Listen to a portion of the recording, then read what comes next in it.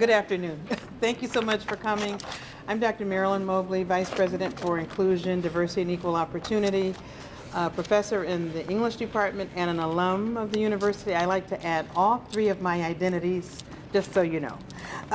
So we thank you for coming to our Power of Diversity series. This series is one we started back in 2009, and today is an example of how it was originally envisioned. It was envisioned as a series for our own faculty who do work related to diversity and inclusion to present their scholarship, to present their work or their ideas about their teaching, or it could even be work around their service if it's not directly in a discipline related to diversity and inclusion. So we've had all iterations of it.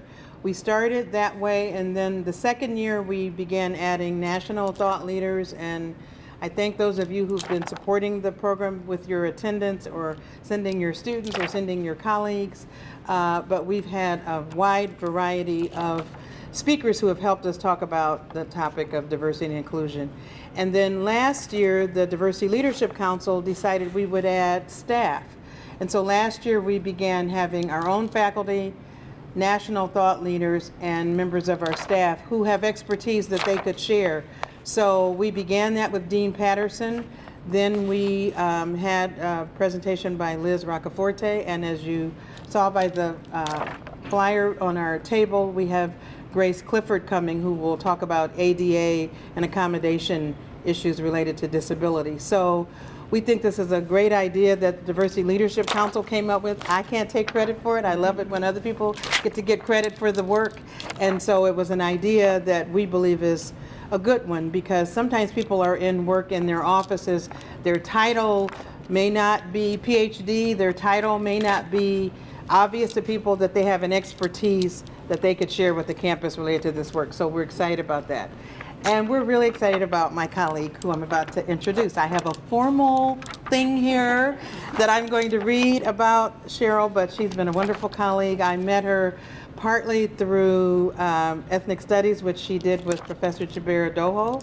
And I also met her through PACAL, which is our President's Advisory Council on Women. And so she's just been a good colleague. Often when we have issues related to women's and gender issues or issues related to ethnic studies or her work, she's someone I can count on to go to. So I was sure that eventually if I got to you, you would say yes. And so I'd like to read to you. She's a very busy woman, but we're glad that she was able to say yes to being our Power of Diversity speaker today. And I'm glad for this particular topic. This is Black History Month, and we're celebrating this entire month. I hope you know this, just in case you don't. It began as Negro History Week under Carter G. Woodson, the historian who felt that we needed a week between the births of Lincoln and the death of Douglass to celebrate the achievements of people of African heritage. And in the 70s, black people, I like to make that distinction, black people decided that a week was not enough, it should be a month. And I'm sharing that for anybody left over who thinks they gave us the shortest month. I have heard this and it's wrong. I just want to get it straight today.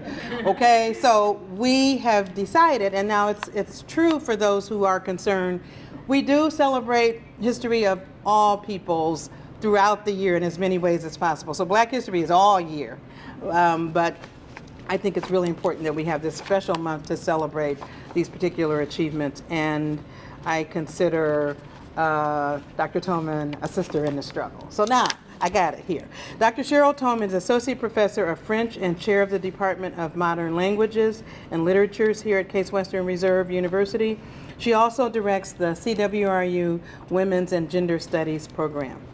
Dr. Toman's area of research is African women's writing, with an emphasis on authors from Gabon, Cameroon, and Mali. She is also interested in women in the Arab world, specifically those of the Middle East. Dr. Toman has worked directly with women writers from Gabon and from Cameroon, and her research has included trips to Gabon. Wow, I wish I could have been there with you. In addition, her research has been supported by the Museum of Fine Arts Houston, the CWRU ACES program, grants from the Baker Nord Center for the Humanities. Dr. Toman is the author of 2 books, Women Writers of Gabon, Literature and Herstory, 2016, and Contemporary Matriarchies in Cameroonian Francophone Literature, 2008. Her book on women writers of Gabon was the first book-length study in English of Gabonese literature. It discusses the perceived invisibility of women writers and focuses on the major contributions of Gabon's first generation of female authors. In December 2017, Dr. Gabon was named president of the Biennale de Langue Française. Oh, my French is not good today. Becoming the first woman and the first American to lead the 54-year-old institution. And I hope you'll say it again so that they can hear how it's really said. And forgive me, Dr. Doho, I feel like I should apologize to all those people of French who know that Mobley doesn't do it well. The organization focuses on supporting academics and professionals worldwide who seek to promote the French language and the cultural diversity of the Francophone world. Dr. Toman earned a bachelor's degree at the University of Illinois at Chicago, master's degree from the University of Chicago and University of Illinois at Chicago, and earned her PhD at University of Illinois, Urbana-Champaign. We look forward to her lecture today. You see it there on the screen, The Fight for Inclusion in the African Canon, Women Writers of Cameroon and Gabon. Please help me welcome Dr. Toman. Thanks so much, Dr. Mobley, and thanks so much also to Janetta, who organized this series. And there's the schedule of events for the rest of the series on the table back there, and I'm sure that you know it because it's been a successful series now and becoming a tradition at Case. So thank you all too for coming today for this lecture. So I've been working on Cameroonian women writers. I was counting it today for the first time and I couldn't believe it, but it's been 27 years now, and then Gabon has been 10. And so instead of talking, I'm a literature scholar, so like a lot of my colleagues in this room today, but I figured that most people might not know the specific text, so what I was going to do was actually tell the story of the women writers and to tell the history or the herstory. And so, and maybe that will encourage you to kind of look up some of these books perhaps. And more are available in English if you don't read French. So that's what we're kind of gonna do. So, so I picked, I wanted to pick one word for each country that I'm going to be looking at. So I picked inclusion for Cameroon. I picked invisibility with I-N in parentheses. So parentheses I-N visibility. So you can play with it, visibility or invisibility. And I'll explain during the lecture why I chose that. But before I get to the specifics on those two countries, let me start. I have to go backwards a little in time. So as might not come to a surprise to you, it's always been a struggle for African writers, black writers, to be included in literary circles. And so we have to go back to the 1930s in Europe, for example, and Francophone Africa, because I work mostly with Francophone Africa. This is the first International African Writers and Artists Conference in Paris in '56. But notice in that picture, what do you notice about the picture? They're all men, except I think this might be a woman right here. But I think she's the only one. So this picture is from the archives of Alioune Diop, who is the Senegalese founder of Présence Africaine, which is the first African publisher in Paris, because all African texts from Francophone Africa started out being published in Paris.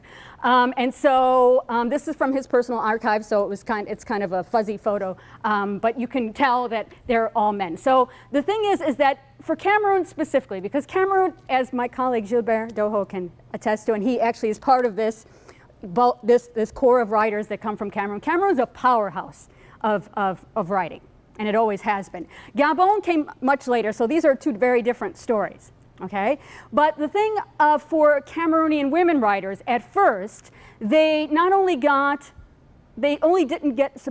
already were kind of ignored, or not kind of, they were ignored by Europeans who at that time were looking at African literature when it first, became noticed and talked about, but they were also ignored by their fellow African counterparts who were male. And so that didn't happen to the Gabonese women later on. But so this is why I wanted to show you this picture, because this is actually, so '56 is after the Negritude movement. And for those of you who don't know what Negritude is, in the 1930s and 40s in Paris, there was a black intellectual thought movement. And many of these writers in this picture are part of that movement. And so that was inspired by the Harlem Renaissance. Okay, and so, but I mean, there has been criticism once women got into the field of literary criticism, and this wasn't until the 80s. So once women got into it, and once African women especially got into it, the truth kind of came out about negritude, and that it was thought of as a movement that was started by men and founded by men and continued by men, but there were many women behind the scenes. And in fact, for this next slide, actually, there is. You can argue actually that the founder of the negritude movement was actually a woman, and her name was Paulette Nardal, and she was from Martinique, and so she died in '85. And so this is the question: is she the true founder of the negritude movement? So she, first of all, she's the first black student at the Sorbonne, which is the University of Paris, and she entered in 1924. So not the first black woman student; she was the first black student at the Sorbonne. Okay, number one. And so what she did, she hosted a literary salon in Paris. And if anyone knows about French literature, you know that salon, the salon littéraire is very a well-known tradition since, you know, the 1700s in France, where people came to discuss literature literally in a salon in someone's house. And a lot of intellectual movements and literary theory and writing came out of those salons. So she hosted one with her two sisters. And she introduced in those salons her own translations of the works of the Harlem Renaissance writers. She translated all of them herself. And she introduced, and who attended these salons were the three founding members, who is Léopold Senghor, who went on to become the first black member of the Académie Française, so France's highest intellectual body, Léon Damas and Aimé Césaire, also from the Caribbean. And these are considered the fathers of the negritude movement, but they didn't know about the Harlem Renaissance before Paulette Nardal gave them the translations in French of those works. Okay, so what's interesting about this is that Senghor actually admitted this for the first time in 1966. And he did this, the event that he did this at was the first World Festival of Black Arts in Dakar in 1966. He credited Paulette Nardal for founding the negritude movement. And upon her death in '85, Aimé Césaire, he acknowledged the same thing. So, and I couldn't find about Damas what he did, if he actually acknowledged that or what. So it's interesting how when you get women into the field, how history changes. So. All right, so this is our Présence Africaine, which still exists today, and this is the original publishing house started by African writers that you saw in that photo, okay? And this is in the 5th arrondissement, not too far from the Sorbonne in Paris, for those who know. It was founded in 1949 by Alioune Diop, a Senegalese. However, from 49 to 75, he didn't publish a text by an African woman writer until 75. So it took him, 24 years or so, 20, something like that, to publish. And that was a writer from Mali, Aïwa Keita, La vie d'Aïwa Keita racontée par elle-même, which is an autobiography, a very large autobiography that's considered a classic of African literature today. But this is kind of astounding when you consider 75, and then actually the beginning of African women's writing goes back a few years before that. So this kind of gets me into the next part of the presentation. So Irene d'Almeida Asiba is a scholar who works here in the States. She's from Benin originally. She's at the University of Arizona. She's considered one of the stars in African Francophone literature. I think she might be retiring soon, actually. But she created, or she invented this term, the empty canon. And I've used this word, the empty canon, or the expression, the empty canon, a lot, because I think it captures exactly what happened to African writers, but to African women writers especially. Okay, so the empty canon is a canon that may appear to be empty, not because there's nothing in it, but because no one has bothered to look inside. Okay, so and then she goes on. I mean, this is in a couple of books that she has written. And then another quote I took from her is that the empty canon is always unknown, unpraised, and uncriticized. So you can write a book, and this could be a quality work of literature. But if the critics don't pick it up, and if they don't write about it, that book kind of goes to the wayside. It goes out of print. It stays on someone's bookshelf, and it gets dusty, unfortunately. Or unknown books need to be circulated, as everyone knows, but just because they're not doesn't mean that that isn't quality literature, unfortunately. So, and on top of it, especially African women writers, they usually had to start out with smaller presses. And then once those books became more well-known, they were able to move on to bigger presses that had a better circulation and more advertising for their books. And sometimes they re-edited those same titles with a bigger publisher.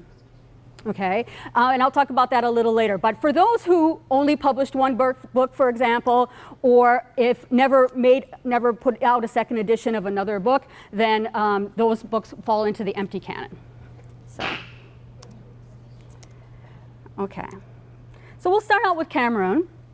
Okay, and I put the word inclusion because especially women writers from Cameroon really had to fight to be included. And like I said, they really didn't get much support early on from their male counterparts who were also writing and who also had those struggles, but 10 or 15 years before. Okay, so the first Cameroonian women writers that were published. So we have Marie-Claire Matip from 1956, and she wrote a novella called Nagonda, and I have a sample page. And I don't know if any of you, now if everyone knows French or can read French, but it's, oh, thank you. But even if you don't know French, I mean, I can tell you I still remember the day when I found this manuscript because I've never seen it in printed form.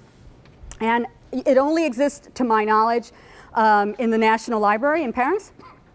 And so, but I remember, I mean, just holding this printed microfilm, you know, first, you know, you take the microfilm, you put it in this machine and you print it out. And I mean, you know that you're kind of holding a treasure. And it was kind of this, I don't know, like it sounds silly and it sounds kind of, you know, crazy, but I mean, it was a really moving experience to hold this manuscript and know the power of this manuscript. Unfortunately, it's not circulated anymore. It wasn't really well circulated at that time, but I wanted to run off the first couple pages for you, just so you can share part of that history, because it doesn't circulate that much and it's not easy to find. But so that was 56, and actually has an interesting history. Air France and the magazine Elle at the time went to schools in Cameroon, and they were trying to promote French literacy. And so the contest was for, you know, the equivalent of a senior class in high school, okay, to write a manuscript and get it published as a book, and it would be distributed, okay? So Marie-Claire Matip won this contest, sponsored by Elle and Air France. So it came out in 2 versions, but it was like, you know, it was distributed locally, and at that time there really wasn't a demand for women's writing in Paris at the time, so it never went much further than that. But it's still a text that is of great importance. So we're talking about 1955-56 when it was written. Marie-Claire Matip was 17, 18 at the time. Her teachers encouraged her to enter this contest, and she was eventually awarded a trip to France plus the publication of her work. And it was published in Paris by the Bibliothèque du Jeune Africain, which is literally the Library of the Young African. That was the name of the publishing house in Paris. And then simultaneously in Cameroon by the Librairie au Messager. And so both of those are long defunct now. So the text remains inaccessible today, even in her homeland, and it was really only briefly distributed in Douala and Yaoundé by the local publisher at the time. So like I said, it only exists on microfilm today, and technically you're only supposed to be able to copy 10% of it at a time, but luckily the French woman who was overseeing that and went out for coffee, and I managed to run off the whole thing when she was gone. And I was thinking they would forgive me for that crime if I ever got caught. But let's see. But what is so special about this? You probably can't tell from the first page, but it's a first look at pre-independence African village life from the eyes of a female writer. And so the document, the historical period, it documents between 1938 and 1956. You'll notice, if you know a little French, that she starts the autobiography before she's even born. So she tries to speak from within the womb, and she tries to relate what her mother and grandmother were going through at her birth. And in that document you have references to rituals, she's from the Bassa ethnic group. So this is a document from that tells a lot of Bassa history of that time. It even includes some references to the German colonial period, which was pre-World War I.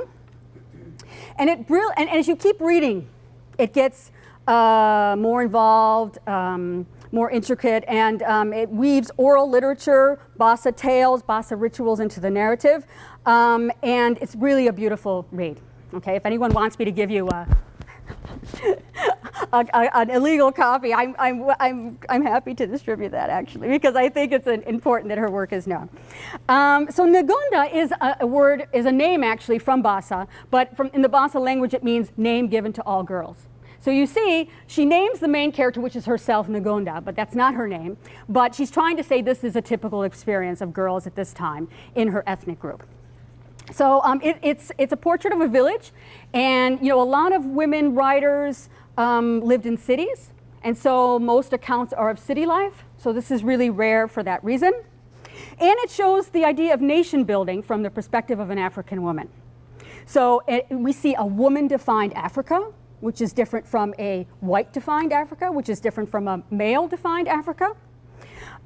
We see different power structures than we see in the Western world. We're always trying to apply what we know in the Western world to African cultures and interpret them that way, and that's just plain wrong. And actually early anthropologists and early sociologists who were specialists in that field did the same exact thing early on, until African sociologists and women sociologists came in and they realized what was being done wrong in the field.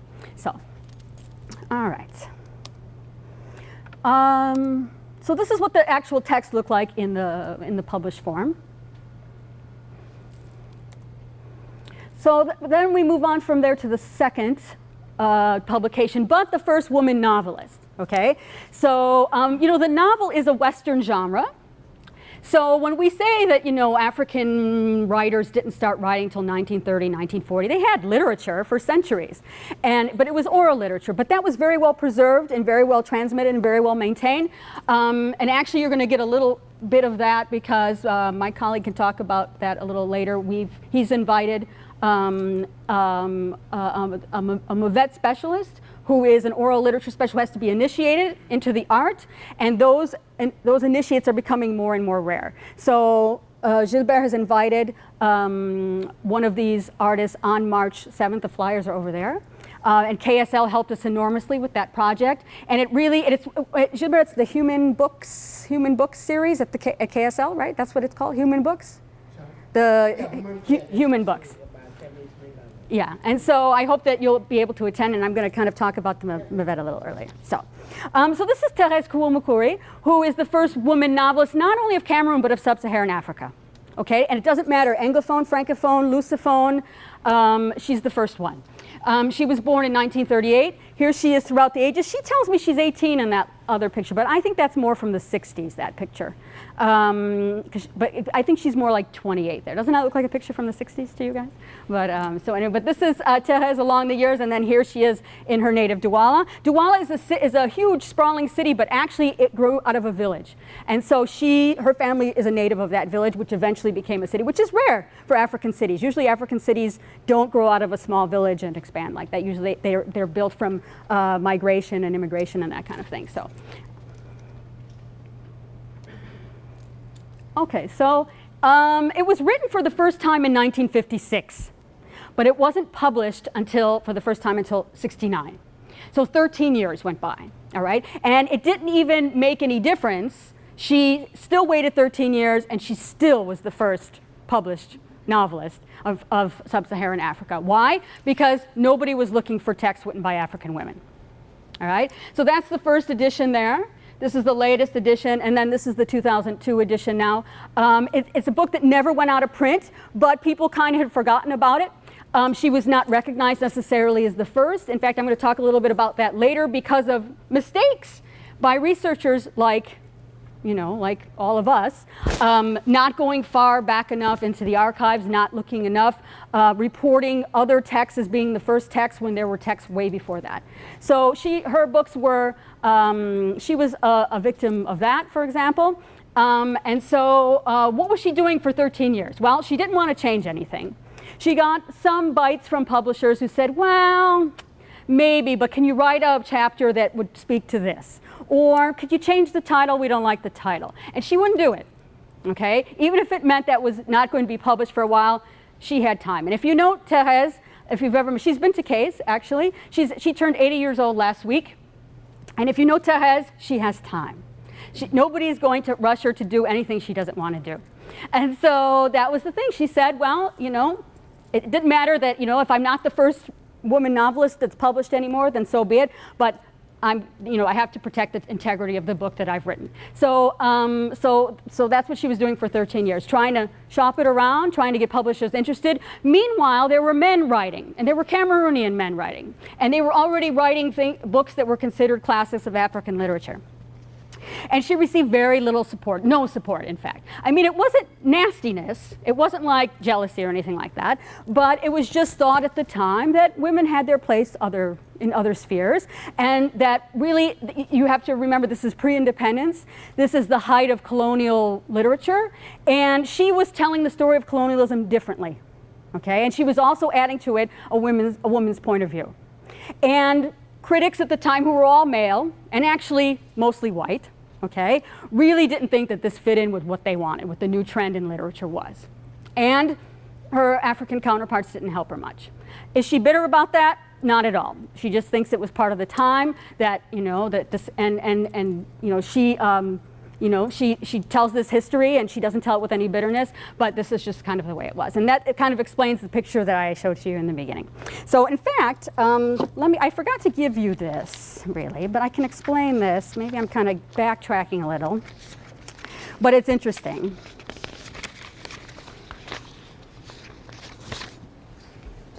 Oh, thanks. Oh, here you go. So I'm backtracking a little, and I apologize because I meant to give it to you a little earlier than this. But this is a poem. I'm giving you this as an example to show you what happens when African women are excluded from the canon, what happens, okay? So this is a poem by Senghor, who is one of the Negritude founders. And it's from 1945, and it was published at Présence Africaine, and the translation that I cite here is from the University of Virginia Press, because it's been published over and over and over again in several editions. So this is called Black Woman, okay, Femme Noire. And if you read it, you know, if you just read through it for a few seconds, this poem was very revered, and before women and African women got involved in literary criticism, people said, well, of course there's women in the Negritude movement. Look at this beautiful poem by Léopold Senghor, and look how he pays tribute to the African woman, okay? And so that stuck for a number of years, but when women, and when African women especially African women, came into universities and were literary scholars themselves, starting in 1980, they hated this poem. They hated it. And to this day, you can find books and essays and arguments why this poem is so detested by African women, feminist scholars, that kind of thing. So just reading through it, what would you think would be offensive about this to them?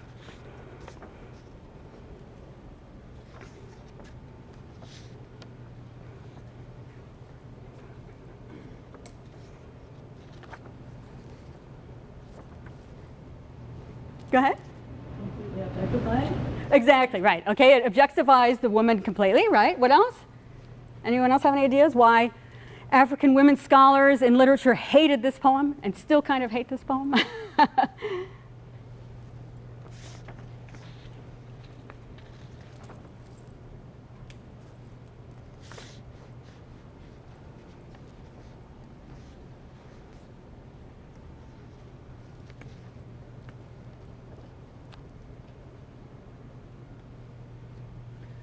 Yeah. Well, I don't like the in your shadow I have grown up when the opposite is true. Exactly, yeah, exactly. Okay, so so you can kind of already get, just by looking at it a few minutes, why this irked African women scholars so much, this poem. And you have to realize the stature of Léopold Senghor.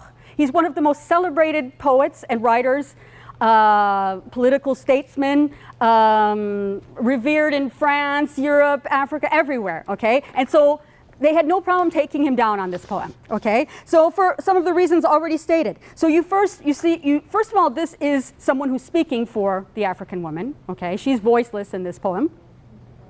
It starts out with references to motherhood, which is not a negative image. In fact, it's completely opposite, is what Western literature, you'd find in this later in the 50s and the 60s, you find motherhood in Western cultures being shown, being the equivalent of submission, and this is why women can't advance, because of motherhood never suffered that in African cultures, never. Being a mother is strength and power, and for different reasons, So that is not really the problem, the motherhood reference. But the thing is, first you go from the image of the mother, the reference to Mother Africa, and then it goes into the woman as lover, okay? But all of the time she's being spoken for, okay? She's being objectified, and especially the rest of the poem where she is the sexual being for the narrator of the poem. She becomes raped by the colonizer, okay? At the end, he laments that she's going to change, meaning that she's no longer going to be this woman that's in his memory, that she's going to advance, that she's going to progress, and he wants her to stay the same. So this infuriated African women writers, infuriated them, okay? It's very passive, it shows possession, it shows women don't speak, when actually the history of African women's power is incredible. And this is probably the most interesting thing, what I research, is African women's power structure. So just to give you a point, just to give you an idea, what happens when you take African women out of the picture and look at African literature without women, and what the difference it makes after that. So getting back to Thérèse, I'm sorry about that little side thing, but I thought it was kind of important. So Thérèse, when I've interviewed her numerous times, and she always has words of wisdom, and I could write a book just on the quotes that I've taken down during interviews with her. I've worked with her since '94, and we see each other on a regular basis. She's between Cameroon and Paris, and she said recently to me, in a culture where literature and writers incite skepticism and disdain by challenging society as we know it, women writers have it twice as hard than men to have their voices heard. So the book, the novel that Thérèse wrote, it was not overtly against the colonizer, okay? And this was the downfall of the book for this particular era, because her peers who were male in Cameroon were writing very anti-colonial novels that are excellent. People are still reading them everywhere. They're considered classics of African literature, and no way do I want to diminish those works. There is a complicated love story, love triangle in here, and so the early critics kind of focused on this and said, we don't have time to look at women's love stories, even if they're complicated. We're thinking about other issues such as colonialism. Some people said that the protagonist wasn't African enough because she was looking at a woman who was educated and not rich but not poor. She had gone to university. And so white literary male critics said, this protagonist isn't credible, because this is what they had in their minds, and this was not the image that they had in their minds. It shows a transition from traditional to urban life in rapidly developing African cities. There's a lot of conflict between traditional and modern, and where women fit into this tradition. You have a continuation of the exploration of African power structures and the women's roles within them. You have the first depiction of an interracial couple, and that was unheard of in those times, absolutely unheard of. This is also a novel about sisterhood, not Western sisterhood, but African-defined sisterhood, which is much, much different. And you also have an introduction of a character who is taken directly from an African oral tale. Thérèse is Douala herself, and so she rewrites this goddess character into the contemporary novel, and she serves as spiritual guidance for the protagonist without invoking religion per se. Okay, so this is kind of a synopsis of the novel, but this one's available in English, so or French. So this one's pretty readily accessible, not like the first text that I showed you. So that is the early Cameroonian writing. So then after that, Cameroon remained a powerhouse for men and for women writers, and it still is to this day. So just to be brief, the most well-known Cameroonian writers post-1969 up till right now, okay, where we're liking is on the left. She's been at Case.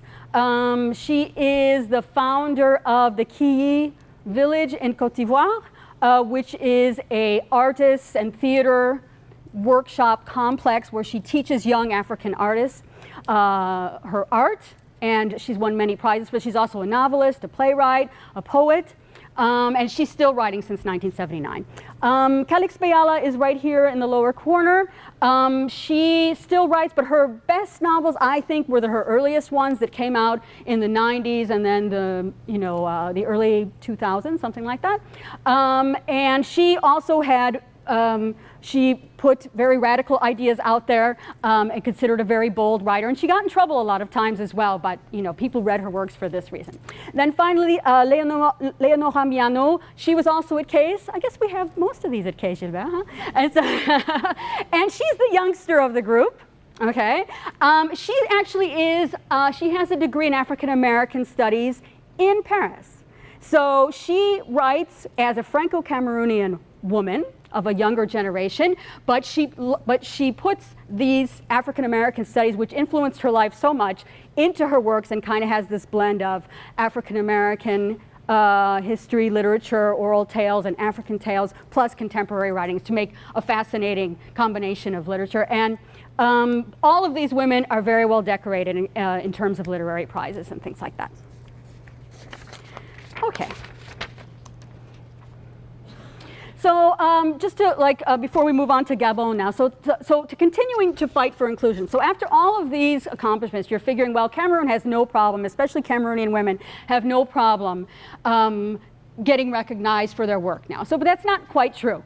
And so here I want to show you at all levels of the Cameroonian education system, in both the Francophone and the Anglophone regions, because there's two separate systems, okay? Less than 10% of the literary works studied by students are written by women. And that's from elementary school up and through university. Less than 10%. And the pioneering works, Ngonda and Rencontre Essentielle, are not among those works. Okay? And why is that? It's because of the way books are marketed on the African continent, unfortunately. Books are very expensive everywhere. They're especially expensive for African readers on the continent. A lot of books are published in Europe or the States. And to get those books, that becomes even more expensive, all right? So the only books in Cameroon that circulate regularly and that are available for sale are those on the National Education Program. So if your book isn't on the National Education Program, your book's not circulating. Your book remains in the empty canon. So that's probably the most recent struggle that Cameroonian women writers have today. So does anyone have any questions about Cameroon before I go on to Gabon? I guess we'll have time to discuss the rest, but okay. So now we have Gabon, and I put this word invisibility with the IN in parentheses. And this is a very different story, but one that's fascinating, with some similarities about the idea of of the empty canon, which applies to the Gabonese. So this is, hang on, this is Angèle Wawewe. And she is Gabonese, born in '54, died unfortunately in 2010 at a young age. She's the first novelist of Gabon. She wrote her first work in 1980, that's Alonga there on the left. But what is so historic about Gabonese women writers is Gabon is the only country on the planet to have a first novelist who's female. The only one. Okay, so you would think this alone would get Gabon on the map of literary critics, of literary historians, this kind of thing, but not necessarily. So Rawiri wrote in the 80s, she wrote these 3 novels that were very well received, very well received. They never went out of print. They went on to be published by bigger presses, like she started out with smaller presses for the first two, and then they were successful, and then she was more well known, and so she was able to republish those titles again. Unfortunately, though, she disappeared after the 89. Her last book is from 1989. In interviews, she talked about works that were coming out. She had 2 more manuscripts in preparation. Nobody ever saw those. And actually, I met with her daughter last week, who's she's a young woman. She's probably 34. And I said, you have no idea what your mother did with those manuscripts? She has no idea what happened to those manuscripts or where they went or why she stopped writing. Her mother never really elaborated on her decisions for that. So, so this is where are we? Okay, but Gabon has other firsts. So it's not only the fact it's the only country on the planet where the first novelist is a woman, but you have other first as well. So the first African woman writer published by Gallimard, and Gallimard is probably the most prestigious press in France for Francophone literature. Whether it be French literature, African literature, any literature in French, Gallimard is one of the most prestigious. So Justine Minsa is the second novelist of Gabon, but the first African woman writer published by Gallimard, which was a huge accomplishment. All right? Gabon has more published women writers than male writers.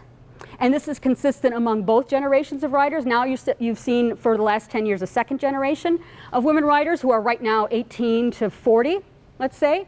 And then the oldest generation, they were born in the 40s. And they're still writing as well, most of them. The most prolific novelist of the country, her name is Bessora. She has 9 novels, most with Gallimard. Numerous international literary prizes, including the Grand Prix Littéraire d'Afrique Noire. And the first female-owned publishing house on the entire African continent, Sylvie Netsam, Les Éditions et Netsam, also happening in Gabon, which is a country of only 2 million people. So with all of these firsts, why is Gabon invisible? Okay, that's the question. And that was like my latest work. Just a little bit about Justine Minsa, born in 49. Like I said, the first African woman writer to be published by Gallimard, second novelist of Gabon.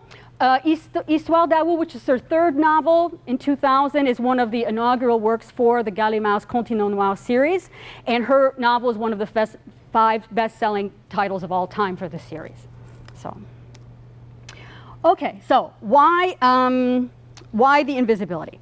So actually, I got ahead of myself. I'll tell you about the slide in a second. But so why is it? So this was the topic of my last book. First, I went into the literary analyses in the second part of the book, but the first part of the book is to explain how these authors could be invisible in African literature and why people everywhere don't know about them.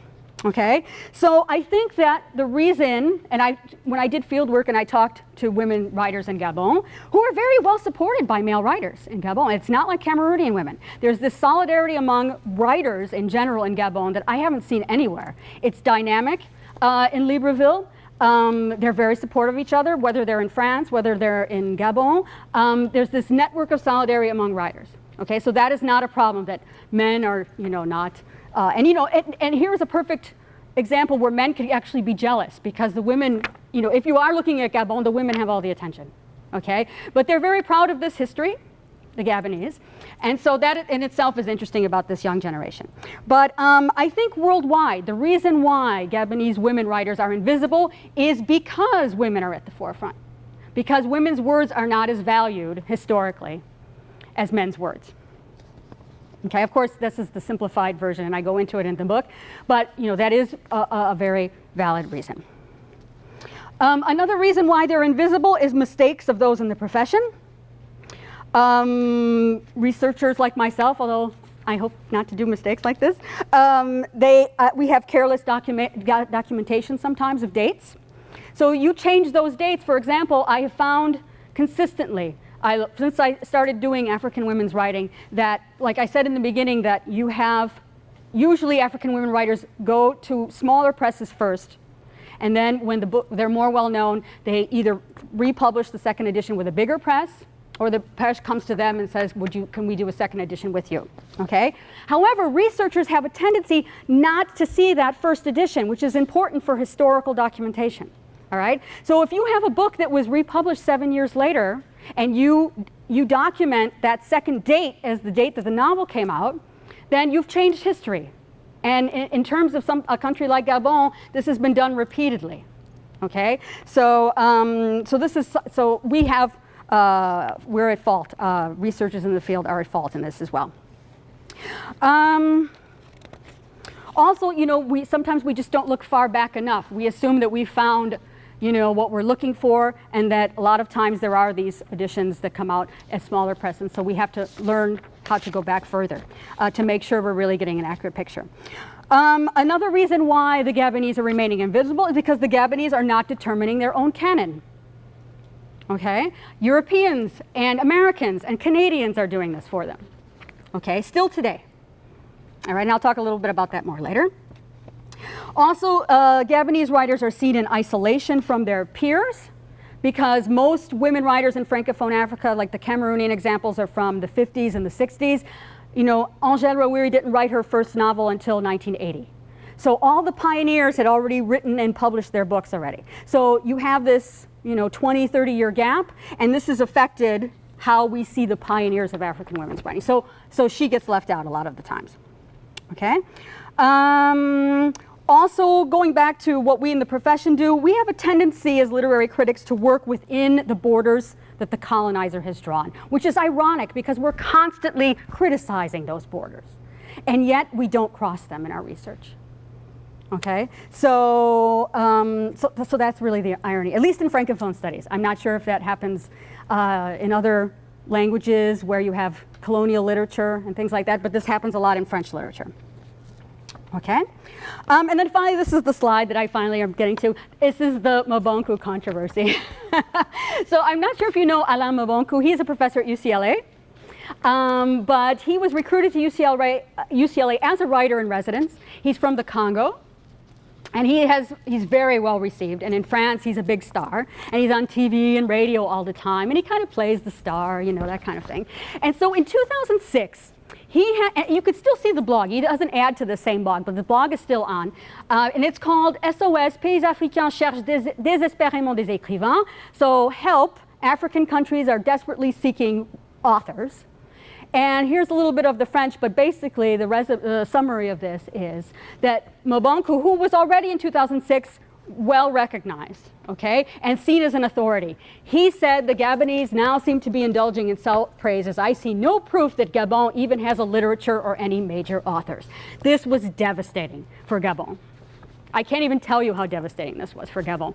And he continued on in his blog with countless errors. He doesn't even mention the first woman writer. He identifies the first novel of Gabon as written by a man in 1985. Okay, and so he completely erases the early works of Angèle Rawiri, the whole decade of writing, doesn't even mention her, and then takes the second woman writer and criticizes her because she had gone to a lesser press for one of her second novels, okay, but the third novel is the one that got to be published in Gallimard, okay, so he faulted her for publishing a second novel at a lesser press, thinking because he didn't look at the dates correctly that that second novel was published after the third one, you see? So when you have someone as big as Mabonku, and anyone who knows French, you know how big Mabonku is, okay? If you have this authority saying something like this, it's devastating, all right? He did apologize in 2015, but it took him like 9 years to do that, okay? But I'm just telling you not to, like, you know, kind of drag down Mabonku here, that's not my purpose, but to show you that we make mistakes in this profession, and we have to own up to those mistakes, and we have to try to fix them. Because it has an effect on the writers that we're working with, or choose not to work with. So,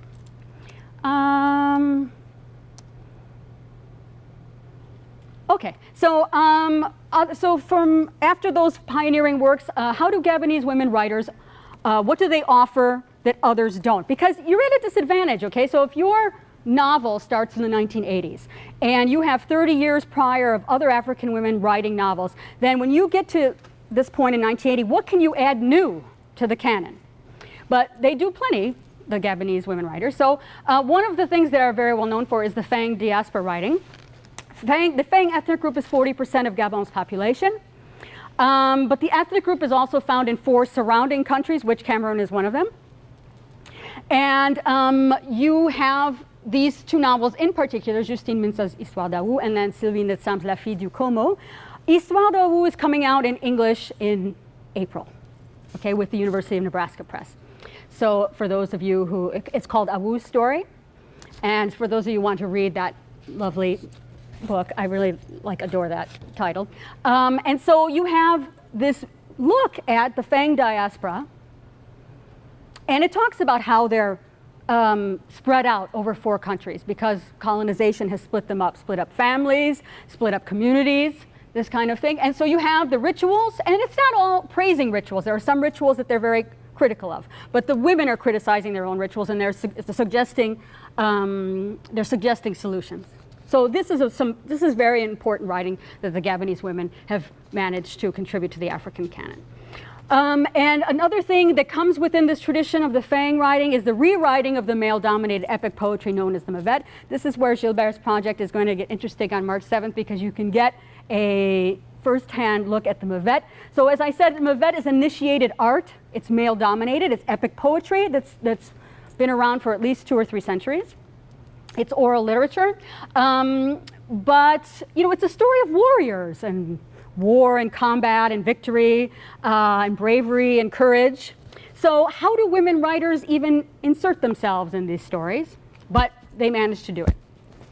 So, so this is also what is very unique about. And then, you know, this was risky. This was risky for them because women are excluded from this art form. But it's a dying art form because there aren't enough initiates, and there's not enough people who are able to initiate young people either because they're all dying off.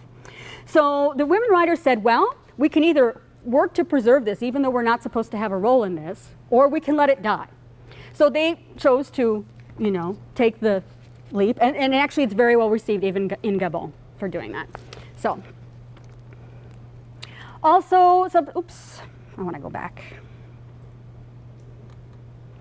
All right, so also some of the other contributions that they do in terms of gender and sexuality. Like I said before, Angèle Rouiri wrote the first novel in African literature, an early look at same-sex couples, which is extremely rare even today. And that's the novel that deals with that, and The Fury and Cries of Women is the English version that was published in 2014. There is also author Honorine Nougou, who was in case, we invite her as well. She wrote a book called Féminin Interdit, which is forbidden, like women is like the gender, female, so like forbidden female. And it's a notion, it presents a notion of a third gender that's non-existent in Western culture. Okay, so again, the way she plays with this is what we think we know in the West is correct about gender and sexuality. She kind of upsets that, and it's also a brilliant novel. That so this is something else that it's at. Then you have this vibrant younger generation. You have a really prolific second generation of Gabonese women writers. Why is this so? In Gabon, the 50 to 30-year-olds have a 98% literacy rate in Gabon. So they have a very well-educated younger population. They are social media literate. They are outspoken against the Bongo regime who've been in place. Now it's the son, but between the father and the son, it's been 46 years or something like that in the family. So they're very outspoken against this. They aren't afraid of censorship, and they're very brave about this. Both in 2009, when the son won for the first time, and then in 2016, the son won again in a controversial election. And he even managed to turn the internet off. And so these young women writers were transmitting books to Kindle in France when email was being transmitted, and this is how they got their works out.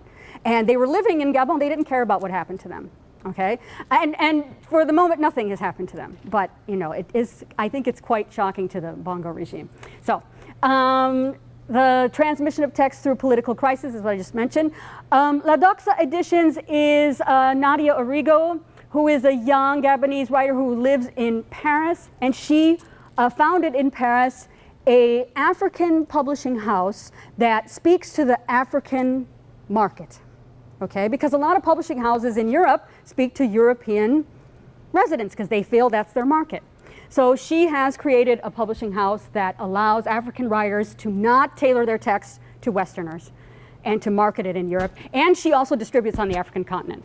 Okay, sometimes by 4x4, in a 4x4 vehicle in the interior of countries if she thinks that's where her books need to go. And then I talked about the solidarity between men and women in the younger generation, which kind of makes this country special in terms of literature. Okay, so I just wanted to finish the presentation. I hope I said good. Okay. Well, this is a quote from Odile Cazenave and Patrice Sellerier, which reminds us the African, I put Francophone, okay, because we're talking about Paris, but you can insert London for Anglophone and anything you want to do here with this. So the African Francophone canon has long been determined by the Parisian literary scene, with this often affecting literary history in the long term. Okay, so what they're reading in Paris somehow becomes more important than what they're reading in Gabon or what they're reading in Cameroon. Okay, and this determines a literary canon. And I've added this at the end because the choices made by African and Francophone studies programs in the United States and Canada have also had a similar impact on the canon. So realistically, Africans are the only ones who can legitimately choose their classics and construct their own canon. Because, so when you, and for my colleagues here, I know that you know this, when we get that bookstore order every year or every semester and we have to order literary texts for our students, that choice is critical for those writers in those countries. You know, it seems like kind of a banal thing that we do, ordering textbooks, and sometimes you know that these textbooks are hard to get. Some of the ones we really want to do with our students, we have to make the extra effort to get those books because, you know, otherwise we play a role in, you know, not allowing Africans to construct their own canon. So, okay, so thank you. I mean, so like we can talk about it now. So. You said that a lot of literature was being published in France. Like, who was investing in that? Was it French who was doing that? Who was investing in that? Well, there was, you know, because the French admired the French admired African-American, what was happening in African-American literature, African-American society in the States. They admired that. So the Harlem Renaissance got this intellectual class in France very excited about black literature. But at the same time, there were black intellectuals from Africa and the Caribbean in France because their own countries didn't have universities yet because the colonial system hadn't built them. And so they were studying in France on scholarships because this was the only way they could do advanced studies. So they also wanted to be recognized for black intellectual thought. So those two things going on at the same time, that made it favorable for African literature to make an entrance in France. Was it government that was supporting? Was it private individuals that were supporting the publishing? It was mostly, you know, professors and, you know, universities and writers, you know, and you know, I mean, in France, you know, I mean, it's somehow I look at the States and like we don't have public intellectuals in the same way that Europeans do, you know, in the States. And like writers can be well known by everyone, not just of an elite class and not just of a university group or that kind of thing. And so, so that's the thing. I don't think the French government really had a lot, because actually they wouldn't have liked it so much because this was pre-independence and these writers were talking against colonialism. You know, I know Jean-Paul Sartre had a lot to do with it as well. He was a big intellectual at the time, and he was anti colonial, so he promoted a lot of these writers as well. And so, but I don't want to make it sound like Jean-Paul Sartre was the big hero of that, you know. So, but What was it that eventually led to the breakthrough for these pioneer writers? Was it a common element, or was it just sheer perseverance and some luck? Yeah. It was perseverance and it was luck. Yeah, exactly. That's what it was. They never gave up, and they wouldn't change, and they wouldn't, you know, they just they just had this attitude: when the time comes, this is what we've created, and we're going to be faithful to what we've created. And when the time comes for it to be known, you know, hopefully that'll. So I mean, that's what it was. I mean, it sounds simple, but that's really what it was. What I'm saying, obviously there must have been so much more talent who didn't make it. Well, exactly. Never heard and exactly. never hear of. Exactly. There's not only for these women that they broke through, and the others just down. No, exactly. No, I agree. There's a lot of manuscripts that are in drawers and boxes and that never made it. Exactly. You know, Thérèse, for example, you know, her grandmother already in the 18th century had a boarding school for girls in Cameroon, And so by the time she and her 7 brothers and sisters grew up, her parents educated the boys and the girls similarly. Her father became the first ambassador to France.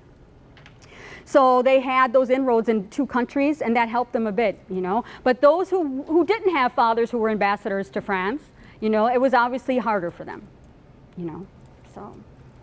Mm-hmm. You mentioned that Leonor Miano had a degree and taught perhaps in African American studies. Yeah. So which I didn't know. Yeah. And so I'm curious as to what extent the younger generation of writers you're describing are reacting to the existence of a global Black literature that maybe, I don't know whether it's being taught in those countries' universities, but it's being taught in Mexico. Yeah. Well, I mean, as you know, I mean, the French system is so, it never changes. You know what I mean? Like, it never changes. Like, I mean, already, you know, the one literature scholar who's Jacques Chevrier, who made a place for African literature at the Sorbonne, who I think was Gilbert's thesis director, right? Or no, not your director, right? But you know Chevrier from the Sorbonne. You know, I mean, when he retired, they didn't even replace him, and he retired 10 years ago. You know, and he has all of these African students who are in Paris teaching at high schools right now, waiting to enter into the French education system or their education system at home. You know, like in Gabon, there is no PhD for literature yet. So they have to come to France still. Because of the political turmoil of the last. So, you know, I mean, well, even before that, they never established, you know, a PhD in literature. So anybody who wants to do a PhD in literature, a Gabonese student who wants to do a PhD in literature has to go to France. And even the French can't even get into these jobs, you know, because a lot of them have double nationality, you know, and they're waiting. A lot of them are teaching in high school. You know, and it's a shame because, you know, French young people want to study these things, but the French university system is unchanging.